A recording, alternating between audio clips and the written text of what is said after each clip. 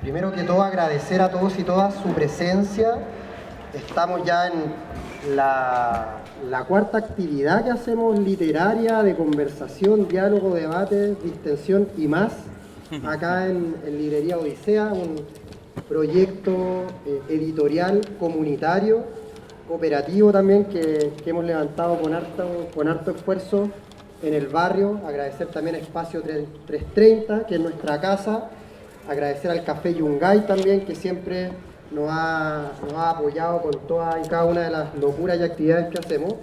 Y por cierto, agradecer a Arnaldo y a Darío, que hoy día han decidido venir a presentarnos esta magistral obra de Arnaldo, Comunalización, materiales para una filosofía del pueblo.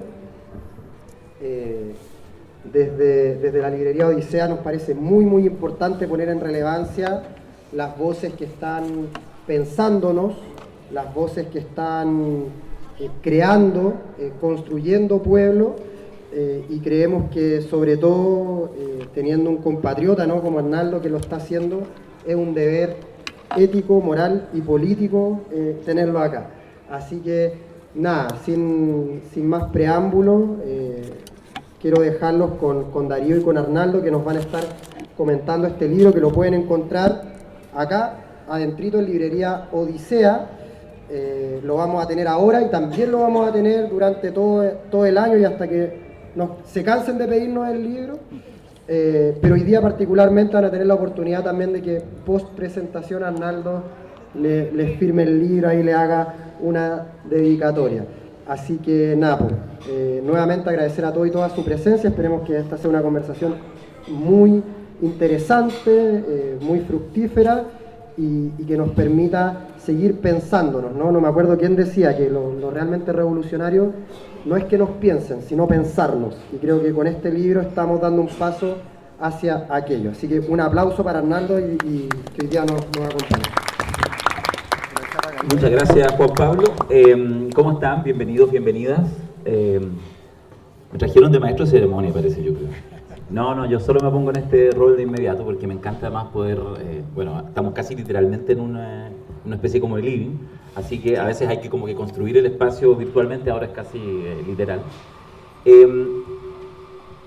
Conversamos hoy con Arnaldo un poco cómo estructurar esta conversación, que esperamos se amplíe. Yo me leí en diagonal el libro en estos días convulsos y complejos de múltiples trabajos. Me agarró bastante. Además no hacía hace algún tiempo, yo creo, el ejercicio de eso de cuando tenéis que leer lentito, párrafo a párrafo. A ver, voy a volver al párrafo anterior. Claro, sí, es interesante esta crítica. Porque bueno, en fin, el día a día, hasta las redes sociales realmente nos atrofian el cerebro, por lo tanto hay un ejercicio. Entonces, bueno, ya me estoy yendo por las ramas, pero me conocen, así que va a ser así. Voy a hacer una intervención ahora muy breve, brevísima, de no más de 2 o 3 minutos, porque la estructura que vimos, le pedí yo mismo a Arnaldo y le parece bien que él nos haga una presentación de su libro. Por lo tanto, yo hago esta presentación muy breve, de solamente un aspecto que quiero destacar, tengo otras cosas anotaditas, y vamos a escuchar a Arnaldo un buen ratito hasta que se me enfríe el café y tengo que pedir el siguiente, y luego vamos a iniciar un pequeño diálogo. Yo tengo, de hecho, algunas preguntas que como buen o mal sociólogo nunca es una pregunta, sino que un comentario, una reflexión y una cosa previa para después llegar a algo así que parece una pregunta. Pero bueno, la idea es que con eso podamos hacer una conversación y quién sabe si también de pronto abrimos un poco la cancha a la medida que se vayan interesando o que no se vayan, digamos. Eso también siempre es un riesgo, digamos, que sencillamente estemos aquí pelados los dos. Y en ese caso ya sería más performático, digamos, una serie de sillas vacías y 2 personas conversando en la calle, sería performativo. Yo me gustó mucho el libro de Arnaldo, lo voy a seguir efectivamente leyendo, lo leí con mucha intensidad al comienzo, después me fui saltando porque me iba a pillar el día de esta presentación y por lo tanto hoy día en la mañana también aproveché de como ojearlo entre medio en algunas cosas. Y fíjate que creo que es un libro muy interesante por el siguiente aspecto. Es un libro complejo, es un libro teórico, y es un libro además teórico que tiene un leitmotiv evidente y que es instalarse como ejercicio político. Por lo tanto, siempre tiene inherentemente una contradicción inicial. Es escribo algo que sea capaz de ser lo suficientemente riguroso, porque voy a dar disputas, voy a tratar de resolver ciertas disputas para construir otras disputas y seguir avanzando. La pregunta es, ¿lo hago como un ejercicio solo?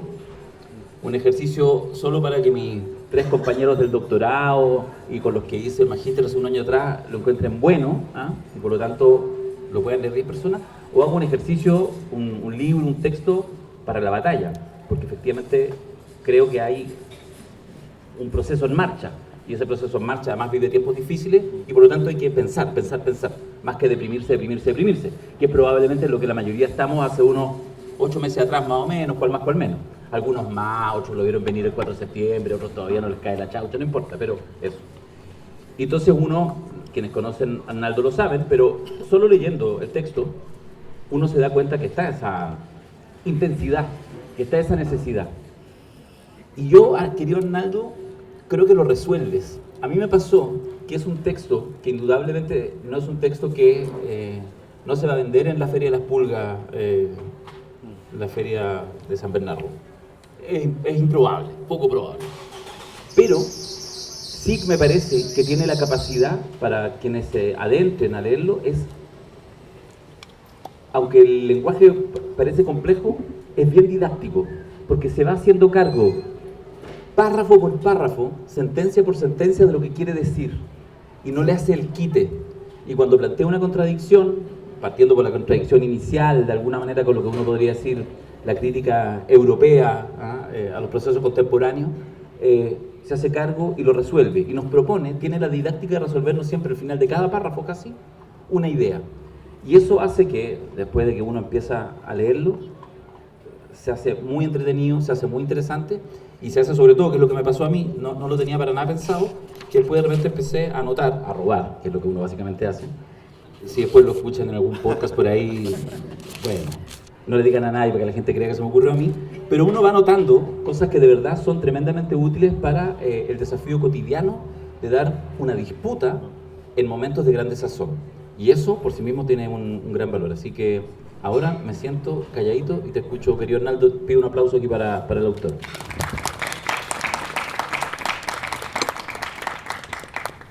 Gracias, Darío. Gracias por las palabras. A ver, comunalización se llama el libro. ¿Qué es comunalización? Para tratar de decirlo en pocas palabras, y de forma muy sencilla, comunalización es el verbo de lo común. Es el constante estarse haciendo lo común. Hasta ahí es más o menos fácil la explicación, no requiere mayor profundidad. Comunalizar es el constante estarse haciendo lo común. Ahora el asunto es que con esa frase viene un problema.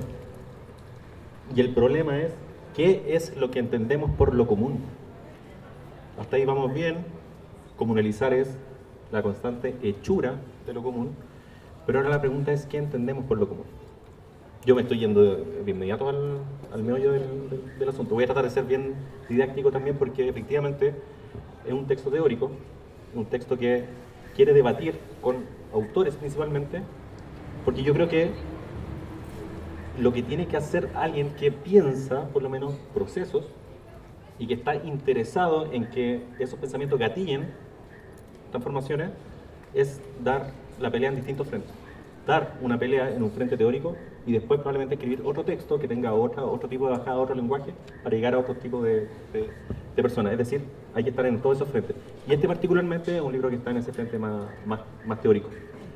Entonces, la pregunta es por lo común. ¿Qué entendemos por lo común? Generalmente, cuando pensamos en cualquier tipo de asunto común, pensamos en algo que tenemos en común. Es decir, uno de los verbos centrales de lo común sería el tener. Algo que tenemos en común. Tenemos, no sé, una casa en común, tenemos un barrio en común, tenemos una nacionalidad en común, tenemos una identidad en común. Es decir, lo común generalmente se piensa desde la propiedad. Desde una propiedad, sea una propiedad cósica, una propiedad objetual, o sea una propiedad, entre comillas, esencial. Por ejemplo, la propiedad de mi identidad, o la propiedad de las cosas, la esencia de las cosas. Entonces, lo común se entiende generalmente desde la idea de la propiedad. con esto empezamos a entrar en algunos problemas. Algunos problemas que son difíciles de resolver. Y por eso de repente el libro tiene de repente esos problemas tan intrincados.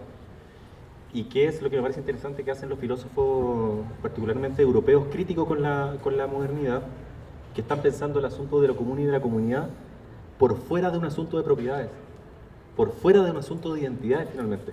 Porque lo que les aproblema a ellos es que cuando se pensó lo común desde un asunto de propiedades y cuando eso se entroncó con un proyecto político, tuvieron resultados que quizás no son tan buenos civilizatoriamente. Entonces lo que están pensando, por ejemplo, los autores europeos es que cuando el nazismo, por ejemplo, pensó a la comunidad, lo hizo desde un ente, desde una identidad racial. Entonces, finalmente lo que pasó es que se empezó a definir la comunidad desde la identidad. Entonces, quienes compartían esa identidad, esa propiedad, esa cosa, ese ente, eran parte de, y quienes no compartían esa identidad quedaban expulsados de. Entonces pasó en la experiencia del nazismo que era muy clara esa división entre quienes pertenecían y quienes no pertenecían. Y quienes no pertenecían finalmente eran sujetos de exterminio. ¿Sí? Entonces los autores europeos, entre comillas contemporáneos, están como con ese problema. ¿Cómo pensamos proyectos, por ejemplo, liberadores para el siglo XXI si las experiencias comunitarias que hemos tenido en Europa han sido tremendamente mortuorias? Bueno, también están en el tema del estalinismo, justamente, a través de una comunidad pensada desde un partido que marca demasiado categóricamente entre quienes pertenecen y quienes no pertenecen. Y quienes están en contra de la línea burocrática del partido también son sujetos de exterminio y sujetos de exterminio, realmente. Entonces, eso es lo que tienen los pensadores europeos contemporáneos, y por eso están pensando por dónde abordamos el tema de lo común sin tener que caer en el asunto de las propiedades y de las identidades. Roberto Espósito, que es un filósofo italiano que me parece muy interesante, tiene un tratamiento que es muy hermoso, porque él piensa la comunidad a partir de su raíz etimológica. ¿De dónde viene la palabra comunidad? Y la palabra comunidad, él por lo menos ahí la detecta en la comunia, en el latín comunia, comunitas, comunis. Y comunis, que está compuesto por el prefijo co y la raíz munis o munia. Y munis y munia es deber, es deuda, es decir, todo lo contrario a una propiedad. Por lo tanto, aquello que nos acomuna no sería una propiedad, no sería un ente, una cosa de la cual tenemos parte, sino que por el contrario, lo que nos acomuna es una deuda. Ahí hay un giro que es hermoso, para empezar a pensar lo común y la comunidad. La comunidad no pensada desde lo que se tiene, sino que por el contrario desde lo que no se tiene. Ese giro es muy lindo porque está tratando de pensar la comunidad por fuera de un asunto de identidades. Y yo creo que ese tratamiento, si bien no puede ser aplicable a Latinoamérica de forma inmediata, sí hay algo que para nosotros es muy interesante, creo. Que es que nosotros históricamente hemos tenido un tema con la identidad, un problema con la identidad. Por lo general se dice así como Chile no tiene identidad o carecemos de identidad. Pero bueno, capaz que eso no sea un problema, capaz que puede ser una virtud. Con esto podemos empezar a la comunidad no desde la identidad que nos separa de alguien que no pertenece a la comunidad, sino que podemos partir de la premisa de que compartimos lo que no tenemos. No tenemos identidad, bueno, por ahí puede haber un asunto de comunidad que puede ser interesante. Esto puede sonar medio abstracto, a priori, no sé si se va entendiendo más o menos la idea de hoy. Yo dije que iba a tratar de hacer esto lo más corto posible. Voy recién en la mitad de mi primera página y son las páginas que tengo. Ahora, si vuelvo a la pregunta inicial, comunalización, entonces, es el constante estarse haciendo lo común. Y ahora, como ya tenemos una clave para pensar lo común, que sería la no propiedad, la no identidad, la comunalización sería entonces ese constante estarse haciendo la no identidad, la no propiedad. Ahí todavía suena medio abstracto, pero si tratamos de aterrizarlo un poco, ¿dónde se expresa más nítidamente lo común cuando de no identidades se trata? Y yo creo que se expresa con la mayor nitidez del mundo en lo cotidiano, en lo prosaico, en lo mundanal del día a día. Cuando somos meros comunes y corrientes. El sujeto de la comunidad es el común y corriente. Ahí alguien podría decir, ya, pero ser común y corriente también finalmente es una identidad, porque están los comunes y corrientes y allá están los poderosos, los que tienen una identidad, los que trascienden históricamente, al estilo como lo dice Galeano en su poema, Los Nadies. Galeano tiene un poema que habla de los nadies, identificándolo de aquellos que son alguien. Pues no, yo lo trato de abordar por otra parte. Yo creo que todos, todas y todos, por el solo hecho de vivir en sociedad, por el solo hecho de vivir en una sociedad, somos comunes y corrientes en ciertas circunstancias. Por ejemplo, yo aquí no estoy siendo común y corriente, estoy siendo uno de los protagonistas de esta situación porque estamos presentando mi libro, que tiene mi nombre. Entonces no estoy siendo un común y corriente en este momento.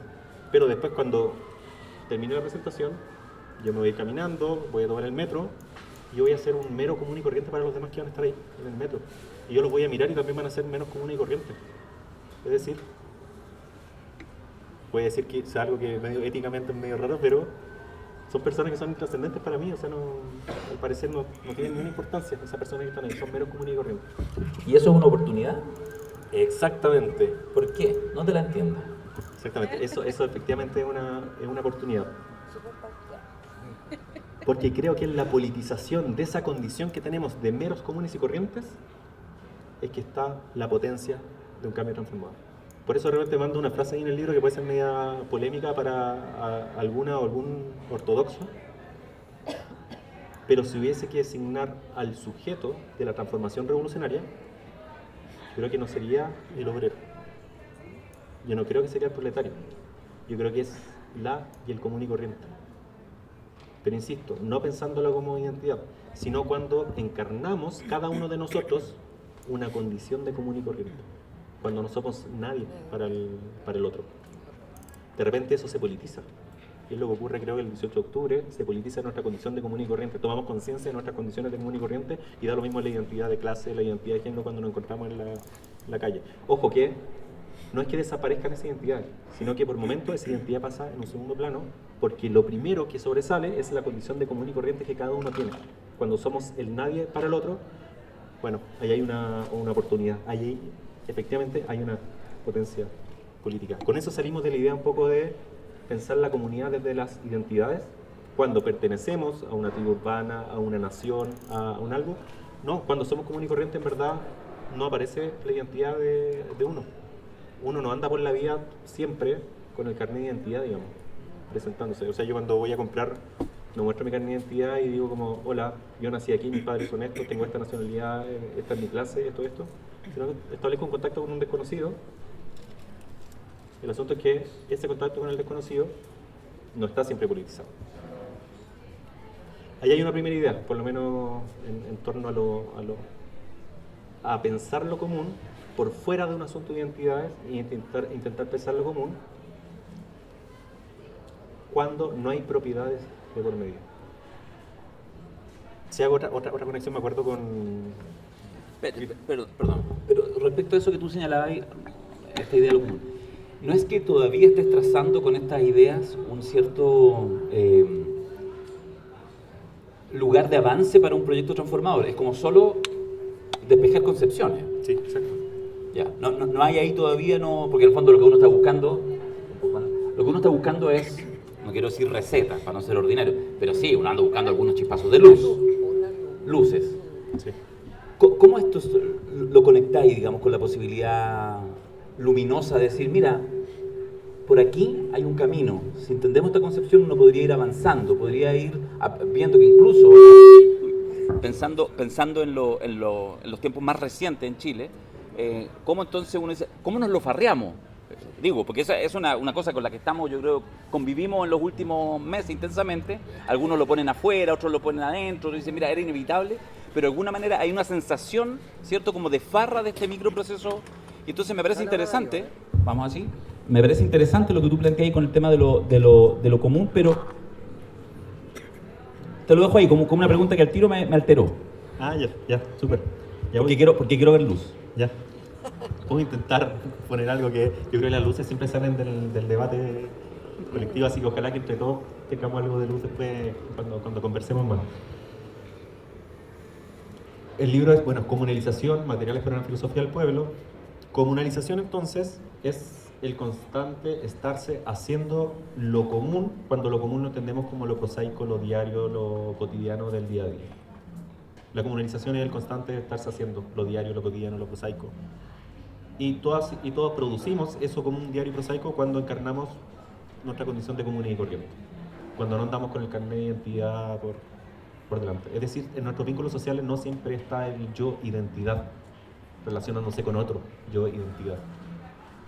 Sino que a veces nos relacionamos como meros común y corriente y está todo bien y ahí está la potencia.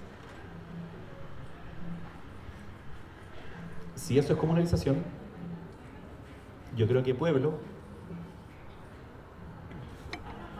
es cuando se juntan todas esas indistinciones, cuando somos indistintos, cuando se juntan, cuando se conectan, cuando se coligan, cuando se religan esas indistinciones, cuando somos meramente común y corriente en relación con otros menos común y corriente, bueno, ahí hay pueblo, pero ahí hay un pueblo en baja intensidad, una forma de lo popular que no está necesariamente politizada. Y en Latinoamérica particularmente nosotros tenemos un problema. Y un problema que amerita mucha creatividad, un problema que precisa de pensar constantemente los fenómenos. Y que es que la ciudadanía, como nosotros la entendemos generalmente, en la teoría liberal, parte de la idea del individuo que establece un vínculo, una relación con otro individuo. Parte de la idea de un yo, esto es todo lo contrario a la idea del común y corriente, parte de la idea de un yo que establece una relación con otro yo, con un tú, digamos. Pero no es cualquier yo y no es cualquier tú, sino que en la tradición liberal moderna, ese yo y ese tú es un yo y un tú propietario, que tienen propiedades. Unas propiedades cósicas, como mi termito, mi cuaderno, o propiedades, podríamos decir, como subjetuales, como la identidad de cada uno, el cuerpo de cada uno. Entonces lo que pasa en la tradición política moderna es que los individuos que son parte de la sociedad son entendidos como individuos propietarios que lo que hacen es tener que negociar las propiedades o sus propiedades con las propiedades del otro. Y por eso se precisa de ciertas regulaciones que finalmente terminan en una suerte de pacto social, ¿no? Que van normando, que van reglamentando esa relación entre propietarios. Pero finalmente en la teoría política moderna es eso, son propietarios que se relacionan entre sí. Ahora bien, esas regulaciones, esa normatividad, esas leyes que permiten la relación entre propietarios tienen que tener un soporte material, y ese soporte material es el Estado. Y va a pasar que el Estado va a ponerle una escarapela a los distintos individuos para que puedan participar en la regulación política de esas propiedades. Y esa escarapela es la figura del ciudadano. Es decir, el ciudadano puede participar políticamente de la deliberación para la regulación de las propiedades, sean estas propiedades cósicas o propiedades subjetuales. Ahora el problema es que ese modelo de ciudadanía está pensando en un individuo específico, que es el individuo que fue desarrollo de la historia occidental, moderno occidental. Pero en Latinoamérica tenemos problemas porque ese desarrollo ontológico que tiene que ver con la existencia del individuo, en Latinoamérica es sumamente dispar, es sumamente irregular. Y no solamente esas diferencias internas que se producen en la sociedad es un tema de clase solamente, es un tema de desarrollo histórico de individualidades. Seguimos teniendo comunidades indígenas, tenemos comunidades campesinas, tenemos Sanhattan también. Es decir, hay formas existenciales que son tremendamente diversas y que no han podido sintetizarse, y que esa síntesis llegue a ser normada bajo el amparo de la figura de la ciudadanía. Entonces, la ciudadanización en Latinoamérica es sumamente compleja. Es cosa de ver lo que fue el siglo XIX, cuando uno ve, por ejemplo, las constituciones de Bolivia, de Perú o de Chile del siglo XIX, uno ve, bueno, quiénes son considerados ciudadanos. Un porcentaje tremendamente pequeño de la población. ¿Y quiénes son los demás? Bueno, los demás no son ciudadanos, quedan fuera de la figura de la ciudadanía. Eso después fue cambiando, por ejemplo, a principios del siglo XX, con la idea del voto universal. Se deja de lado el voto censitario, se abre la posibilidad de que voten las mujeres, es decir, voto universal. Entonces, de cierta manera, ahí la ciudadanización se abre un poco, pero siguen quedando afuera muchas dinámicas sociales que no son reguladas por esta figura de la ciudadanía y por esta figura del Estado. Y hay, por ejemplo, algunos proyectos que están pensando los estados plurinacionales justamente para hacerse cargo de esos accidentes ontológicos que hacen que en Latinoamérica seamos tan diversos y que las ciudadanías no den abasto. El Estado no da abasto para procesar todas las dinámicas sociales que se producen. La figura del ciudadano, entonces, le queda chica a la complejidad social latinoamericana. Y eso ha sido un problema. Eso ha sido un problema histórico del cual necesitamos mucha, digamos, como cabeza para seguir dándole vuelta y llegar a una luz de proyecto, digamos. ¿Te puedo interrumpir o no? Sí. Dime que no nomás. Yo no debería interrumpir en esta parte, pero es que es como... Lo que pasa es que eso, si han tenido la oportunidad de ir leyendo, de hecho lo explica muy al comienzo, después lo profundiza, lo desarrolla, esta idea, ¿cierto? Y yo le comentaba hoy cuando hablábamos con Arnaldo, y por eso quiero hacer el planteamiento, porque quiero decir que podría leer yo un peligro en esto que tú señalas. Es decir, es cierto que efectivamente hay una mirada crítica respecto a... mira, voy a parafrasear un libro, y lo voy a parafrasear a propósito, porque es un libro de un autor, de un sociólogo, digamos, menor en la historia chilena, Carlos Cousiño, Cousiño, digamos, de buena cepa, y que por lo tanto un tipo, digamos, de... Mira, yo no sé en sus concepciones políticas, no lo veo hace 30 años, pero de ultraderecha en términos de su conceptualización, muy neofascista, diría yo, muy integrista. Entonces él decía en un libro, me hicieron leer en primer año de sociología, por eso me acuerdo, entonces la contraportada decía: Latinoamérica nace moderna, mas no en un sentido ilustrado, sino en uno barroco. Barroco es el concepto que utiliza de hecho Arnaldo. Entonces, claro, ¿qué es lo que decía? Que era, como estudiante de primer año de sociología, te quedaba resonando inmediatamente, entonces decía, claro, hay un paradigma ilustrado, que es el que nosotros de alguna manera vemos, esta idea de la ciudadanía, del otro, etcétera, todo, la razón, la modernidad, ¿cierto? Todo el discurso. Entonces dice este profe, con motivaciones muy distintas a las nuestras, dice, no, pues esto es barroco. ¿Por qué? Porque está pensando en la hacienda, que es a su vez, déjame abrir el paréntesis, una de las tensiones que a veces uno subvalora, no pesca, de la derecha chilena. Es la tensión de la derecha chilena después del golpe de Estado. Tienen el poder, pero no es una derecha, son dos derechas que están en tensión. Están los Chicago Boys, pero también está, no sé si Jaime Guzmán, pero incluso otro. O sea, hay gente que efectivamente, está Pablo Rodríguez Grez. Están los Chicago Boys y está Pablo Rodríguez Grez. Están los nacionalistas y están los que todavía no lo saben, que son neoliberales, de hecho, son los fundadores prácticamente. Y ahí hay una tensión que uno, insisto, desde la izquierda, los progresismos, tiende a subvalorar. Es una tensión permanente. Incluso se encarna en la figura del propio Piñera, como líder de la derecha en algún minuto. Y ahí uno puede mirar la emergencia de los republicanos. La emergencia, ese sentir republicano. Estamos en no sabemos si la ola va a ser cortita y en un par de años más va a ser pasado, o no, por el contrario, vienen a quedarse un tiempo. Pero ahí hay. ¿Por qué José Antonio Caz se va de la UDI? ¿Por qué encuentra a la UDI comunista? Uno dice, oye, weón, ¿de qué estáis hablando? No, si eso le parece a José Antonio Caz y decide, ojo, ahora está arriba, decide hacer un camino duro, salirse de la UDI para armar una cosa impensada hace 7 o 8 años. ¿Por qué? Porque probablemente, y esto ya es pura especulación mía, porque yo creo que él también entiende que la modernidad latinoamericana es más bien un sentido barroco no ilustrado. Entonces, lo que quiero decir, quiero preguntarte para que si pudieras profundizar en eso, porque me interesó mucho al leerlo en el libro, ¿en qué sentido esto no pudiera tener un pequeño gesto, incluso medio conservador en su formato, en decir, mira, reconozcamos que la identidad latinoamericana está lleno de esto, insisto, de estos elementos como constitutivos originarios, muy patriarcales, pero muy patriarcales familiares? La reivindicación que hace cierta derecha de la hacienda chilena es que dice, ahí está el orden, ¿a qué hueleamos? Si ahí estaba por supuesto que había unos que eran unos desgraciados, bueno, hay que corregirlo. Pero está el patrón de fondo, o sea, hasta el día de hoy uno va al campo y se encuentra con gente que agradece y está muy agradecido, lleva 40, 50, 60 años trabajando para el patrón es justo porque hay un trato ahí y funciona. Y como dice mi amigo mayor siempre, porque también le gusta mucho perseverar esta idea, y los cabros chicos juegan cuando los hijos del patrón y los hijos del peón han jugado siempre, hasta cierta edad, 12, 13 años y ya empezamos a... Pero hay ese y eso fundacional, eso es, a mi juicio, lo que apela fuertemente, puede decirlo, no decirlo, pero eso está en los discursos de ultraderecha muy en boga hoy en día. Hay volver a un orden natural. Es como, oh, yo ya no quiero esta complejidad contemporánea. Dame algo en lo que creer. Y Chile tiene algo en lo que creer. Se llama Hacienda. Me gustaría...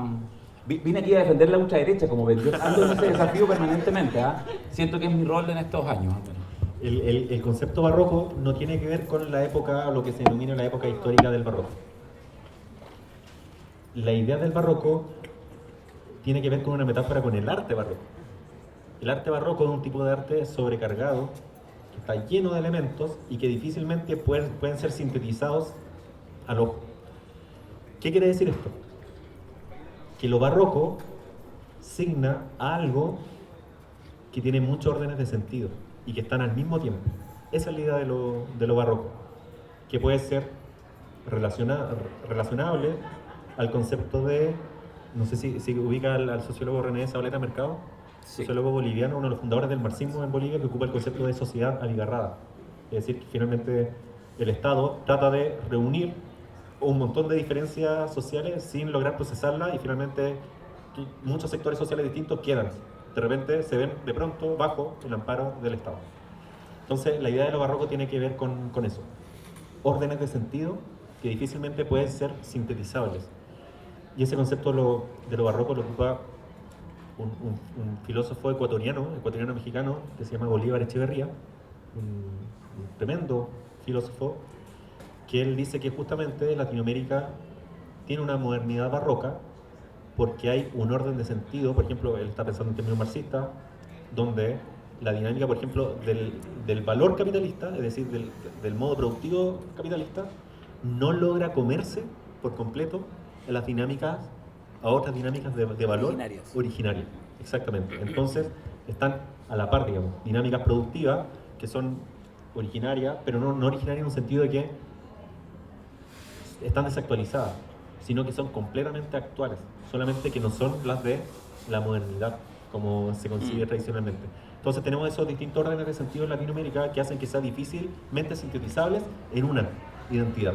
Entonces por eso está la idea de lo barroco latinoamericano. Eso es otro motivo para llegar a pensar lo común por fuera de un asunto de identidades, porque lo barroco es la imposibilidad de la identidad. Lo barroco es muchos órdenes que no son sintetizables bajo una pura identidad. Ahí está la idea de lo barroco. Entonces, claro, hace alusión a esa idea más que a un asunto histórico de la colonia o por ahí. Bueno, hay que comprarse el libro para profundizar en esto. Esto queda claro, ¿cierto? Cada intervención estará en esa dirección. Muchas gracias. Sí. Entonces, si sigo con la idea de la ciudadanía, para que lleguemos quizá como análisis de actualidad, si seguimos con la idea de la ciudadanía muchas veces se expone insuficiente para procesar las diferencias sociales. Y eso lo hemos visto con creces en Chile. La ciudadanía se muestra tremendamente insuficiente, por ejemplo en Aysén, el 2012, aquí ya entrémosle al asunto. El 2012, ¿qué pasa con la gente en Aysén? La gente en Aysén se toma la ciudad, se toman los puentes de acceso. La ciudadanía y el Estado de Derecho de pronto queda suspendido porque emergen otras dinámicas sociales, otras formas de relación social que no están diagramadas bajo esta figura del Estado y lo que el Estado permite para las relaciones sociales, y de repente emergen solidaridades compartidas que no son vistas y que no son agarradas por la ciudadanía. Pasa algo parecido en Chiloé el 2016, donde la gente se toma la isla, se toma las rampas de acceso a la isla, la policía no puede entrar, los carros no pueden entrar y se producen dinámicas relacionales dentro de la isla que son dinámicas relacionales de solidaridades compartidas que no están reguladas, no están normadas, ni están soportadas por este Estado de Derecho. Pasa algo parecido en Puchuncaví, Quintero 2018, también la gente se toma el municipio. Es decir, hay una suerte de vacío de ciudadanía. La ciudadanía se expone insuficiente, y no se expone insuficiente nomás ahora, sino que es una dinámica que es constante en la ciudadanización de Latinoamérica en general. Bueno, cuando se expone insuficiente la ciudadanía, cuando se expone insuficiente esa forma de relacionarse como ciudadano, emergen otras formas relacionales. Y me parece que esas formas relacionales que emergen en esos intersticios son las formas relacionales populares. Es decir, formas de relación donde no aparece el yo, donde no aparece el individuo como primacía de relación, sino que aparece esa condición de común y corriente que de pronto se empieza a politizar cuando uno se relaciona con el otro común y corriente. Ahí da lo mismo cómo te llamas, de dónde vienes, qué clase tienes, y eso se politiza, y eso de pronto estalla. Entonces,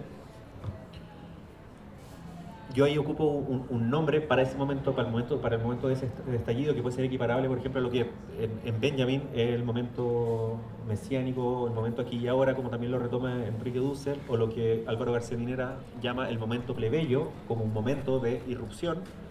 Yo por el desarrollo argumental que tengo en el libro le llamo la trascendencia del estar. ¿Por qué la trascendencia del estar? Porque generalmente lo común y corriente, cuando nosotros somos meros común y corriente, no tenemos ni una pretensión de sobresalir respecto a los demás, meramente estamos siendo. No hay una pretensión de extraer de lo común algo para diferenciarnos. Somos distintos en lo común y corriente. Pasa en esos momentos específicos de la historia en que ese estar siendo, donde el tiempo parece un tiempo lento, un tiempo que transcurre sin que nos demos cuenta, de repente, ese tiempo lento empieza a aumentar su pulso, su rítmica, se vuelve más rápido. Y ahí lo común y corriente deja de ser intrascendente. Y ahí lo común y corriente, por el contrario, se vuelve trascendente. Es decir, ese mero estar siendo, esa dimensión existencial de cuando somos mero común y corriente, de pronto se vuelve trascendente. Y ahí es cuando la ciudadanía queda tremendamente pequeña, la figura de los ciudadanos queda tremendamente pequeña frente a esta dinámica relacional que se veía la dinámica relacional popular. Si habrán visto como el videíto que hice de invitación, que lo subieron también ahí a la sección Voces de la Cosa Nostra, digo que pueblo no es una identidad, sino que pueblo es una forma de estar juntos. Es una forma de estar juntos, de estar siendo juntos. Bueno, hay momentos en que esa forma de estar juntos se politiza a tal nivel que logra hacer estallar la otra forma relacional que conocemos, que es la forma relacional ciudadana. Pero ambas formas de relación dependen de las circunstancias en las cuales nos desenvolvamos. Es decir, todos nosotros aquí, todos estos cuerpos que están aquí, encarnamos ambas formas relacionales. Somos ciudadanos, pero también podemos ser meros comunes y corrientes que participan dentro de la forma popular. Y el asunto es que la forma ciudadana del Estado monopoliza y absolutiza las formas de vínculo político. Es decir, para nosotros generalmente todo tiene que pasar por el sedazo de esa forma relacional ciudadana. Sin embargo, hay veces, como dije, en que la ciudadanía se expone insuficiente y tenemos que vincularnos de otra forma. Y ahí es cuando nos vinculamos como pueblo, nos vinculamos como común y corriente. Entonces, si el pueblo es una forma de vínculo, hay momentos que el pueblo aparece y otra forma en que el pueblo desaparece políticamente. Por eso ese lienzo tan hermoso que se puso a pocos días de la revuelta que decía, nos volvemos a llamar pueblo. Por eso yo me preguntaba, ¿puede el pueblo perder su nombre? ¿Puede el pueblo de repente dejar de llamarse a sí mismo pueblo? Sí, efectivamente puede dejar de llamarse a sí mismo pueblo. Y es cuando dejamos de relacionarnos como pueblo y nos empezamos a relacionar como puras yo-identidades que tienen que negociar propiedades con yo-identidades otras. Pero hay momentos en que se nos pierde esa identidad y nos relacionamos como común y corriente y politizamos esa relación como común y corriente. Y bueno, ocurre la guerra del agua en Bolivia, el 2000, ocurre el 2001, Buenos Aires, ocurre, bueno, ya dije, el 2012 Aysén, 2016 Chiloé, ocurre Chile completo el 2019, ocurre Ecuador 2019, ocurre Colombia 2021, que son momentos en que la ciudadanía se expone insuficiente y las formas de vínculo están dadas por lo común y corriente que nos cruza a todas y todos. La potencia política está cuando dejamos eso, cuando se pierde esa dimensión identitaria y somos meros comunes y corrientes en relación con otros meros comunes y corrientes. Ese es el ¿Qué estás pensando? Por ahí va la idea. Tenía un par de preguntas en la cabeza, comentarios, preguntas, pero pongámosle ají, porque lo último que tú señalas tiene una derivada extremadamente, yo creo, tensa. Yo voy a plantearlo como lo interpreto y quizás me equivoco. Porque en esa, o sea, de alguna manera lo que tú planteas, digamos, en todo lo que nos has contado ahora, en lo que uno ha leído en el libro y todo, pero sobre todo con este cierre, donde lo intencionas, el tema de apelar, digamos, a no el egoísmo, entendiendo egoísmo como la legítima y muy amorosa reivindicación de ciertas identidades. La quiero defender, ahora me pasé al otro lado, me salí de la extrema derecha, pero ya vuelvo prontito. Entonces, tú lo que quieres decir, estimado señor Delgado, te voy a tomar distancia ahora, es que ¿quieres que me saque mi pañuelo verde que tengo en la mochila? ¿Quieres que deje al lado la identidad de mi colectivo LGTBQ+? ¿Quieres que deje de lado mi identidad con la gente que llevamos 20 años que sigo reciclando y tenemos en la Florida un grupo medioambiental muy poderoso, muy power, Consejo Ecológico Comunal, funcionando hace no sé cuántos años? ¿Hay algo de eso? O sea, de eso, digamos, o ¿cómo aparece el tema cuando... Porque en el fondo, lo que estoy leyendo es que en esa reivindicación de lo común hay ciertos discursos que a lo mejor de las intenciones toman una distancia, porque no son discursos comunes, no son prácticas comunes, eso podríamos reconocer, ¿no es cierto? Incluso ni siquiera me va a quedar en los temas, digamos, como los feminismos, que de repente son los que más como uno mira, digamos. Pensemos de repente incluso lo medioambiental, como práctica discursiva y como además una serie de, incluso de pasos que van radicalizando esto, desde que tienes conciencia que el plástico hace mal en algún minuto de tu vida, hasta que después ya tienes un comportamiento y que ya no solo es individual o familiar, sino que intenta ser comunitario para generar estrategias no solo de reciclaje, sino que ir incluso más allá. Y ahí aparecen, no como una consecuencia unívoca, pero como probable, la mirada de los otros seres sintientes, el tema, digamos, del derecho de los animales, etc. Entonces aparecen, bueno, lo que hoy día tenemos en la sociedad contemporánea. Volvamos al estallido social, que una de las cosas interesantes del estallido social, lo que había en el estallido social, yo hice un libro registrando rayados en las calles, hubo varios de esos, entonces uno miraba que uno podía subir por lo menos 10, 15, 20 demandas principales, algunas incluso contradictorias entre sí. Cuando uno ponía el no más en algún muro en octubre del 2019, a diferencia de 35 años atrás, en dictadura, cuando uno veía en la calle escrito no más, no era necesario que hubiera más nada, porque uno sabía, era un significado único, era no más dictadura, no más muerte, no más exilio, no más represión, no más Pinochet, era lo mismo, digamos. Ahora un no más podía ser un no más femicidio, podía ser un no más cename, podía ser un no más no comas animales, podía ser un no más tal, incluso, no más AFP, no más, en fin. Entonces bueno, vuelvo ahora un poco, ¿es lo que tú estás planteando, Arnaldo, tan provocador como yo lo leo en esta parte final, en términos de que de verdad pudiera ser complejo, que efectivamente no avancemos en un proyecto que eleve el estatus de lo común por sobre ciertas identidades que tienen trasfondo ideológico y que tienen además mucha historia y mucha carne? ¿Hay algo de eso, no? Algo. Le apagaron el micrófono. Sí, dejémoslo en algo nomás, porque en el libro no quiere meterse en táctica y estrategia política. No quiere meterse en eso el libro. Creo que eso, hay otros momentos que no son el libro. Creo que esas son las discusiones colectivas que se dan en el interior de organizaciones, de colectivos, de partidos, etc. Pero sí, evidentemente, es un discurso no identitario. Eso quiere decir de que no es que no deban haber identidades dentro de la lucha política, sino que de lo que se trata es finalmente de disolver identidades en pos de la condición de común y corriente que tenemos todos, que es la que articula la forma de lo popular. Por ahí va la idea. Esto lo tengo anotado porque si lo digo de memoria me equivoco, pero en el libro, Arnaldo, tú citas de hecho a una autora, a Paolo Virno, sobre lo inconmensurable, ¿cierto? Que el espacio que hay entre la filosofía y la teoría política, ¿cierto? Y bueno, a partir de eso, el pensar filosófico y el pensar práctico, de alguna manera, un poco como lo estáis pensando. Yo eso hago la siguiente reflexión. En realidad no sé por qué lo conecté tanto, pero es la reflexión, lo voy a decir así para que abramos la conversación. Es como, ¿para qué sirven las izquierdas? ¿Para qué sirven en este tiempo? O sea, más uno podría, por supuesto, me imagino podemos responderlo de manera como obvia de inmediato, ya, pero porque además en general es como una historia como de fracasos, ¿ya? Tú lo planteas en el libro, es una idea que yo creo que tenemos instalada, la complejidad de los socialismos reales del siglo XX. No sé cuántos aquí todavía les parece que hay algo valorable, cuántos lo defiendan derechamente, cuántos les parece que es un desastre, pero la cosa es que vivimos con un proceso que terminó hace 35 años, en términos prácticos, probablemente en términos de energía mucho antes, y cargamos, y eso que estamos a un océano de distancia, digamos, digo, en Latinoamérica, y cargamos igual con sus consecuencias, sus dogmatismos, su centralidad del Estado, en fin.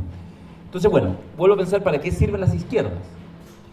Porque además, ojo, que el problema de los socialismos reales es que fueron la experiencia exitosa.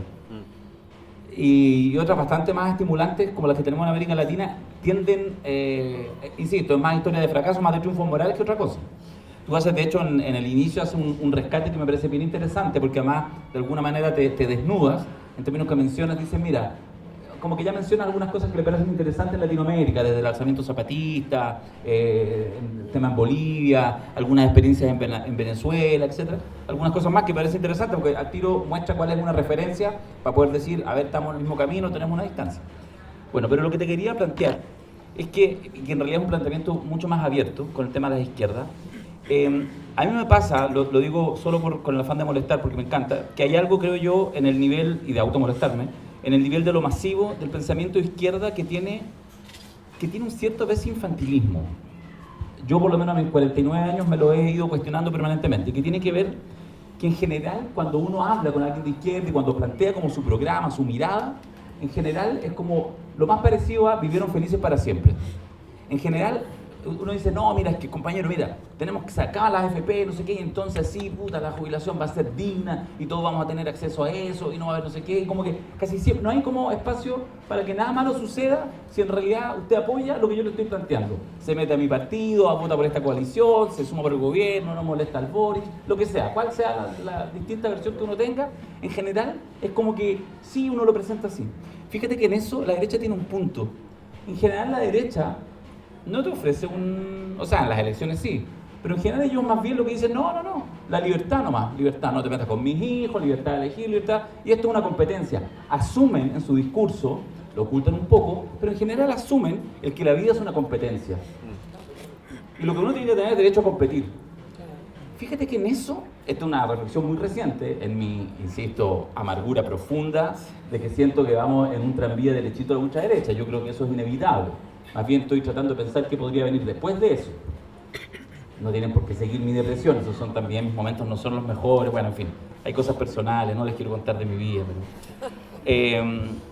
pero hay algo ahí. Entonces te lo planteo como pregunta, ¿cómo ves tú, a partir de un poco de esta mirada, del rol de las izquierdas latinoamericanas en estos tiempos complejos, en estos tiempos contemporáneos? E insisto, puedes hacerte cargo o no de esto que digo yo, a veces esa dificultad que tenemos para complejizar en las distintas variantes y esferas. Algo pasó, fíjate, déjame terminar con esta pastillita, algo pasó y fue interesante como discusión en el proceso constituyente fallido. Uno podría haber pensado, el día que se eligen los convencionales con esa composición, uno dice, si uno le pregunta, estaban terriblemente angustiados el mundo de la minería privada, yo trabajo como asesor para sindicatos mineros, por eso estoy más enterado de eso, porque decían, con esta composición aquí se viene la renacionalización completa del cobre, porque tú mirabas y había 2/3 de, digámoslo livianamente, de izquierdas, ¿ya? De ese mundo, así, otros más autónomos, otros menos, no sé qué. Entonces uno dice, bueno, eso es parte como del programa así clásico, desde que empezó la privatización de la minería en la práctica en los 80 y todo, siempre se ha dicho, siempre se ha planteado, qué sé yo, Manuel Riesco, qué sé yo, estoy pensando en Hugo Facio, en fin, toda esta mirada como el cobre, no sé, que no solo era royalty, sino un horizonte de renacionalización. Sin embargo, el tema, pero se murió al tiro en el proceso. ¿Por qué? Porque ya hoy en día muchos sectores de las mismas izquierdas ya más bien tienen una mirada muy crítica respecto al extractivismo, a la gran minería del cobre, incluso algunos a la minería seca, no solo la gran, la minería. Hay algunos horizontes, están en su legítimo derecho, que plantean, no, en realidad la minería no, porque es donde va a dejar la cagada. Entonces, finalmente el tema no flotó. Tanto así que yo después decía, me invitaban a algunas charlas, no me creyeron por desgracia, algunos incluso gerentes de empresas mineras privadas decían, weón, aprueben. ¿Cierto? Lo mejor que les leía los 3 artículos que había al respecto, era casi lo que había, con una cosita un poco más, concatenación de valor y no sé qué. No había nada de ni de renacionalización ni de nada. Lo que había era un royalty, que es lo que tenemos actualmente, que está absolutamente dentro de las leyes del mercado, nadie se escandaliza en el mundo de la minería privada. Entonces, claro, porque hay ya tensiones, sin embargo todavía a la hora de establecer discurso político, pareciera ser que las izquierdas tienden a edulcorar bastante y por lo tanto parece que nos falta capacidad de crítica, ¿cachai? Como de una crítica, de una autocrítica, como la autocrítica nos resiente, probablemente porque estamos en general en la derrota y por lo tanto tampoco tenemos tanto tiempo ni tanto aguante para que nos peguen en las costillas. ¿Cómo lo veis tú? Perdóname, alargué, pero tú sabes cómo... No hablo más, hasta la última. Ya, no, es que hubo varias ideas ahí, entonces... Ya, sorry. Bueno, dale, entonces. Vos dale. Las izquierdas, yo creo que las izquierdas existen porque es necesario articular la resistencia por el vivir. Lo voy a dejar en ese tema así muy generales, por el vivir. De hecho, lo dije por ahí a propósito de lo que fue el proceso de la convención, que me parece que para las derechas, las derechas entienden la vida como una cuestión esencial, o sea, o estás vivo o no estás vivo, eso, o sea, binominal, o estás vivo o no estás vivo. Entienden la vida como sustantivo. Pero habemos otras personas que entendemos la vida como verbo, como el vivir, el estar siendo de lo vivo. ¿Cuáles son las condiciones del estar siendo de lo vivo? Y creo que esas personas que pensamos en esas condiciones de la vida, aterrizado como las condiciones del vivir, son las que articuladamente terminamos siendo aquello que denominamos como izquierda. Es decir, sé que hay que asignar realmente a los pro vida. Los pro vida no es la derecha, los pro vida somos nosotros, porque a nosotros nos interesan las condiciones de vida de múltiples sectores sociales que son constantemente vapuleados en el día a día bajo este sistema. Entonces, si existe la izquierda es justamente en función a una militancia por la vida, entendiendo la vida como verbo, es decir, como el vivir. Ya el mismo Marx, cuando hace todo su trabajo crítico en torno al capital, está pensando finalmente en el trabajo vivo, está pensando en la vida también. Entonces yo creo que por eso existe la izquierda y por eso creo que es sumamente necesaria también la organización de todos estos sectores sociales que ponen al vivir, por lo menos como horizonte, y finalmente llegar a eso que dices tú, que es como vivieron felices para siempre. Yo creo que eso lo vamos a tener constantemente allí. El asunto es que yo creo que tenemos problemas estratégicos que son graves. Y esos problemas estratégicos son los que se tienen que resolver en las militancias, en los colectivos, en las organizaciones. Y la traducción entre esas discusiones que se producen entre las organizaciones, entre los partidos, entre los colectivos, creo que es lo que debería eventualmente dar ciertas luces de hacia dónde se va. Yo no soy tan pesimista, la verdad, con el momento actual. Pienso que efectivamente la derecha va a tener 5 minutos. Pero esos 5 minutos pueden ser tremendamente dañinos. Pienso un poco lo que pasó con Bolsonaro en Brasil. O sea, Bolsonaro tuvo un periodo. Bolsonaro no logró estabilizar del todo una hegemonía hacia adelante, por lo tanto gana Lula, gana apenas, pero gana Lula finalmente. Pero los 5 minutos que tuvo Bolsonaro fueron tremendamente dañinos. Entonces a mí me da la impresión que la imposibilidad de estabilizar hegemonía en un mediano plazo o en un largo plazo, tanto para la izquierda como para la derecha, le van a dar probablemente cierto espacio de representación aún mayor a la derecha republicana quizá, pero va a ser muy difícil que ellos logren estabilizar. una hegemonía. El asunto la pregunta es si los sectores transformadores van a tener espacios de rearticulación para hacerle frente a esa posibilidad que se va a abrir en unos 4 o 5 años más o no. Yo creo que ahí estamos y esas son preguntas estratégicas. No son necesariamente preguntas tácticas. Me parece que son preguntas estratégicas.